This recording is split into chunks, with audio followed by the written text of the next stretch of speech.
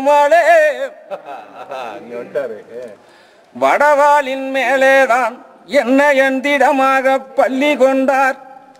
பள்ளி கொண்டுதான் எழுந்து சுந்தராசமூர்த்தி பசுமேய்க்க வேணுமென்று அள்ளிய நீரெடுத்து காயான்புமேனி துள்ளிதமாய்த்தானோதி வண்ண லட்சம் பார்ப்பசுவை ஆதிமகா மூல தன்மையாயுண்டு வன்னி அண்ணல் பல புத்திரரே பசுவுக்கு முன்னேதான் போகவிட்டு வேகமுள்ள பசுக்களுக்கு கோவிந்த மூர்த்தி வீரமணிதான் போட்டு போகவிட்டாராம் முன்னாக ஆதிமகா மூல பூமி மிக தத்தளிக்க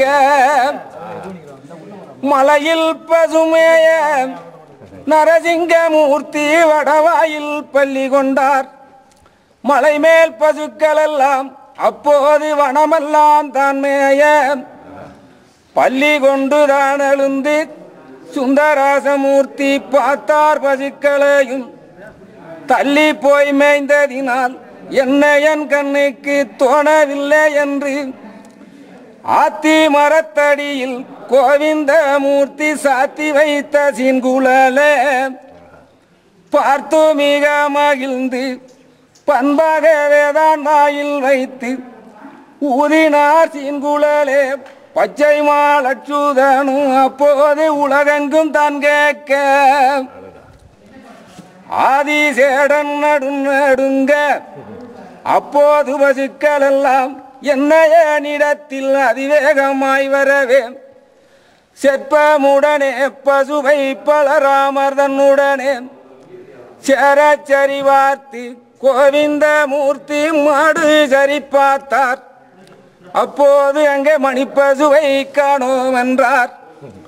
ஓடும் பசுவில் சுந்தராசமூர்த்தி ஒரு பசுவை காணோம் என்றார். காலை சரி பார்த்து கமல பசுவை காணோம் என்றார். பால்போல் நிறமுடைய அதிமகா மூலா பார்ப்பதுவே காணோம் என்றார். ஒற்பாமுடன் சித்தர்களை நரசிங்கமூர்த்தி அப்போதுதான் வரவழைத்தார்.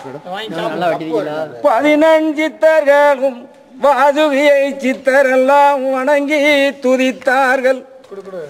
சாற்றினார் புஷ்பமலர் போற்றினார் ஆதி மூலம். இப்பதொரு நொடியில் தப்பிய பசுவையெல்லாம் செப்பமுடன் கொண்டு வர வேணும் என்று காயான்பு மேனி அப்பன் உரைத்திடவே ஓடினார் சித்தரெல்லாம் கடங்கும் தேடினார். கடங்கும் காணாமல் அதிமூலம் சித்தர் வாடி மிக நிற்கையிலே குன்றை பிடித்த காயான்பு மேனி கோவிந்தன் தன்னருளால் கண்ணால் மறைப்பதும் அப்போது கன்றுகளை தான் தேடி வெள்ளி மலை கோம்பை விட்டு வெளியேறி தள்ளி வருகையிலே கண்டார் சித்தரெல்லாம்